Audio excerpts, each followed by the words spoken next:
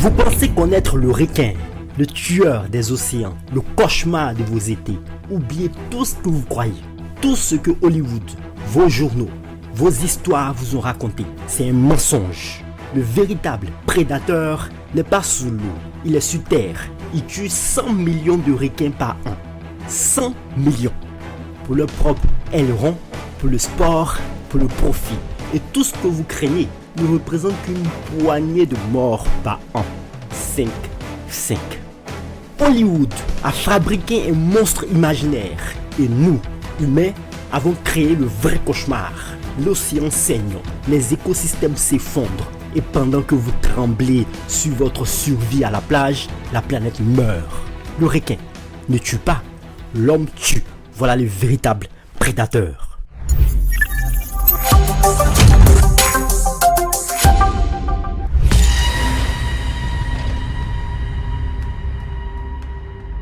D'où vient cette peur irrationnelle, cette terreur des requins qui a envahi notre imaginaire collectif? La réponse est simple, Hollywood et le sensationnalisme.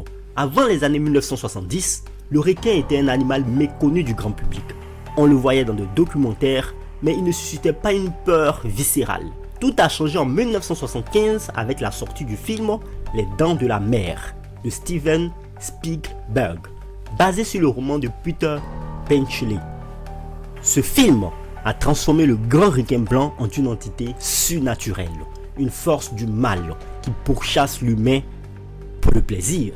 La musique de John Williams, un simple thème de 2 notes, est devenu le signal universel du danger, une promesse de mort imminente. Le film a été un succès planétaire. Elle a créé une vague de requinophobie sans précédent. Les médias flairant le sensationnel ont amplifié ce phénomène. Les attaques de requins rares et souvent dues à des erreurs d'identification ont été rapportées avec des titres chocs et des images terrifiantes. C'est l'ère du journalisme de l'horreur où le mot requin est devenu synonyme de tueur. Le mythe a continué à prospérer avec l'avènement des émissions de télévision dans le sensationnalisme, comme par exemple Shark Week aux États-Unis, qui malgré leur vocation éducative ont souvent mis de l'avant ou ont souvent mis l'accent sur le comportement le plus agressif des requins, créant ainsi une impression de danger constant.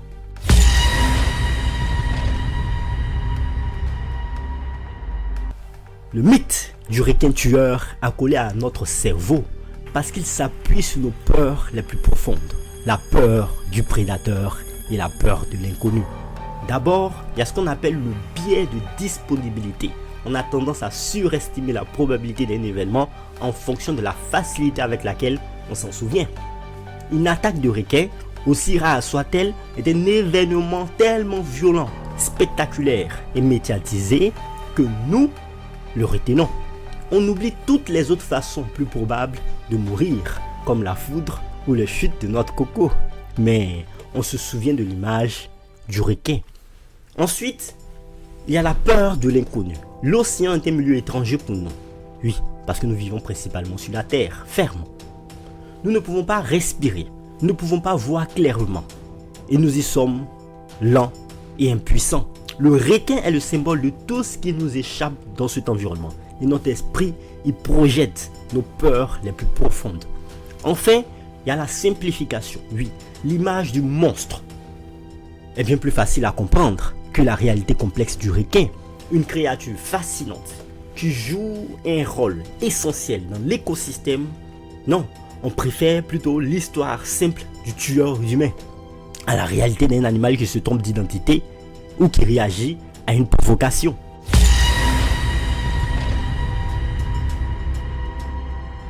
Laissons de côté des mythes Hollywood et concentrons-nous dès maintenant sur les faits, la science et les chiffres bruts. La vérité, c'est que la peur que nous avons des requins est totalement disproportionnée par rapport au danger qu'ils représentent.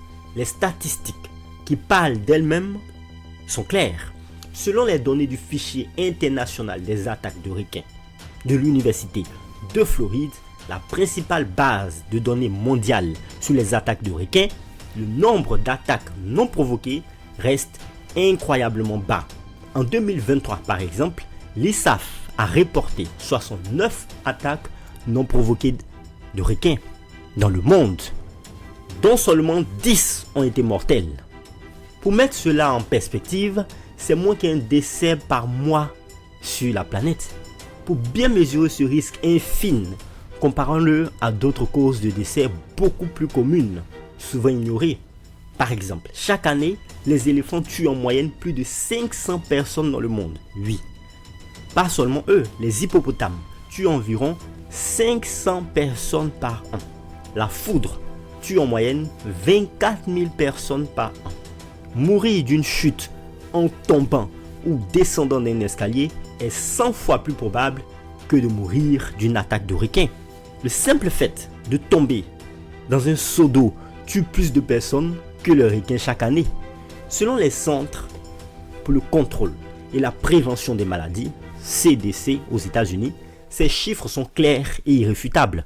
Votre peur de vous faire attaquer par un requin est statistiquement l'une des peurs les moins fondées qui soit.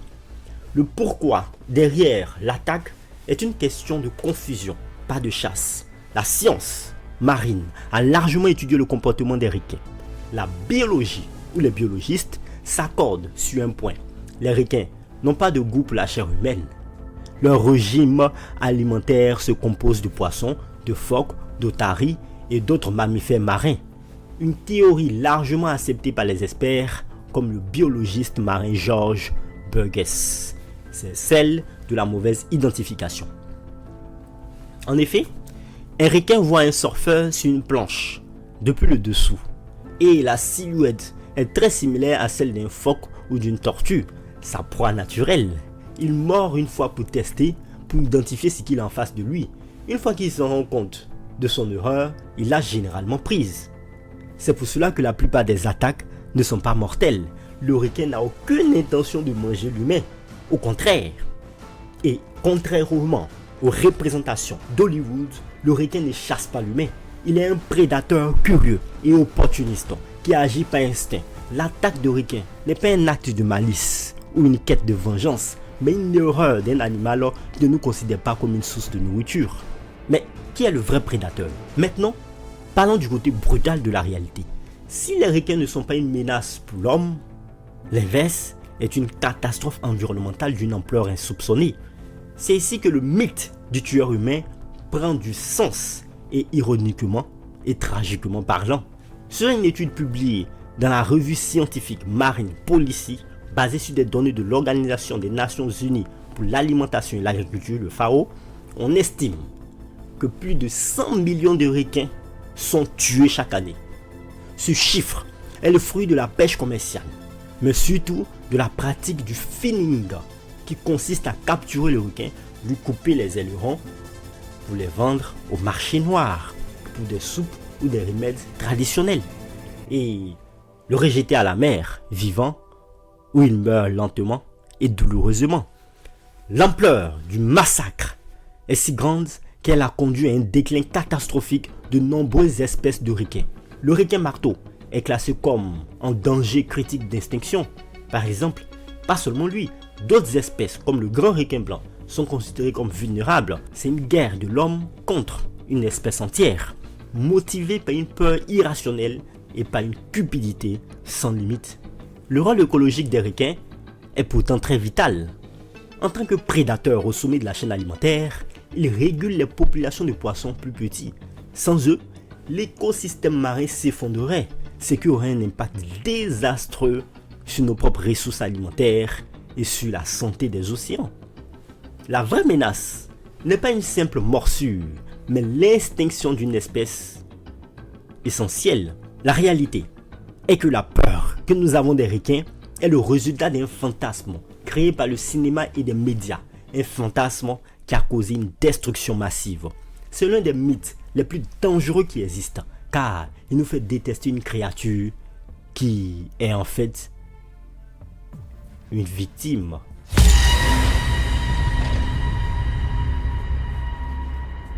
Croire que les requins sont des monstres tueurs d'humains n'est pas qu'une simple erreur, c'est un mythe. qui a des conséquences brutales, non seulement pour les requins, mais aussi pour la santé de nos océans et pour l'économie de nombreuses communautés. L'histoire du requin est un miroir qui nous renvoie le reflet d'une véritable catastrophe écologique. Les conséquences écologiques sont désastreuses. Déjà, il y a la destruction d'un gardien de l'océan. La conséquence la plus grave de ce mythe est l'anéantissement de l'une des espèces les plus essentielles de l'équilibre marin. Le requin est un prédateur en haut de la chaîne alimentaire, on dira même un super prédateur. Dans un écosystème marin, il joue un rôle vital et irremplaçable, celui de réguler ou celui de régulateur et de médecin de l'océan. Déjà, il y a au niveau de l'équilibre des populations. En effet, les requins chassent principalement les poissons les plus lents, malades ou faibles. En faisant cela, ils maintiennent la population de proies en bonne santé. Des études scientifiques ont montré que lorsque le nombre de requins diminue, le nombre de proies, comme les mérous ou les thons, augmente de façon incontrôlée. Ces poissons, à leur tour, surconsomment les poissons les plus petits, comme les poissons perroquets, qui sont en réalité essentiels pour nettoyer les récifs coralliens, des algues. Le résultat final est une détérioration de la santé des récifs, qui sont déjà menacés par le réchauffement climatique. Une étude publiée en 2011 dans la revue Science a démontré qu'une baisse d'une population de requins a eu des effets en cascade qui a modifié de façon significative l'écosystème marin. Deuxième point, il y a aussi la santé des océans. Oui, en effet, le requin est un prédateur qui a une grande longévité. Il est donc très vulnérable à la surpêche. L'Union internationale pour la conservation de la nature, UICN, la plus grande organisation mondiale de conservation, a classé de nombreuses espèces de requins comme en danger ou en danger critique d'extinction. Le requin marteau, par exemple, a vu sa population chuter de plus de 90% en seulement quelques décennies. Le massacre perpétré par l'homme, motivé par la peur et le profit, est en train de faire disparaître une espèce qui a survécu à des millions d'années d'évolution. Ce n'est pas tout, il y a aussi des conséquences économiques. La faillite, de la peur. Paradoxalement, la peur des requins coûte cher aux communautés qui vivent de l'océan. Le commerce des ailerons de requins, connu sous le nom de finning, est une industrie illégale et massivement destructive qui rapporte des milliards de dollars, mais qui n'est pas un profit à court terme. Aussi, il faut parler aussi du marché de la mort. Les ailerons de requins se vendent à prix d'or en Asie pour la soupe traditionnelle. Le commerce est si lucratif qu'il a causé l'effondrement de nombreuses populations de requins. Les pêcheurs, dans une logique de profit rapide, tuent le requin de manière indiscriminée et illégale. Ce commerce est un désastre économique à long terme. Une autre étude publiée par l'UBC Fishery Centre a démontré que le requin vivant a bien plus de valeur qu'un requin mort. Un requin unique vivant peut générer plus de 1,9 million de dollars de revenus au cours de sa vie grâce au tourisme de plongée. Les plongeurs voyagent de milliers de kilomètres pour nager avec ces créatures. Les requins sont devenus le moteur d'une industrie de l'écotourisme en pleine expansion qui permet de soutenir les communautés locales, une industrie qui est menacée par la destruction des populations de requins. La peur nous a fait choisir le profit à court terme plutôt que la richesse à long terme. Parlons maintenant des conséquences psychologiques. Oui, en effet, le mythe du requin tueur a une conséquence sur la psychologie humaine elle-même. Il a créé un fossé entre nous et le monde naturel, basé sur l'ignorance et la cruauté. La déshumanisation. Oui, la peur des requins a déshumanisé une espèce. En les transformant en monstres, nous avons légitimé leur extermination. L'idée que ces animaux sont des créatures sans âme, sans pensée, nous a permis de les massacrer sans remords. C'est une attitude que l'on retrouve dans nos rapports à de nombreuses espèces que l'on crée, comme les loups ou les ours. C'est une peur mal placée. Ce mythe nous a détourné des vrais dangers. Nous avons une peur irrationnelle d'un animal qui tue 5 personnes par an, alors que nous ignorons les dangers réels qui menacent notre planète, la pollution plastique qui étouffe les océans, le réchauffement climatique qui détruit les habitats. Le mythe du requin tueur est une distraction, un divertissement qui nous empêche de voir les conséquences réelles et brutales de notre propre inaction. En bref, les conséquences de ce mythe ne sont pas de simples dangers pour l'homme, mais un véritable désastre pour le monde marin. Le requin n'est pas le monstre de l'océan, mais sa victime.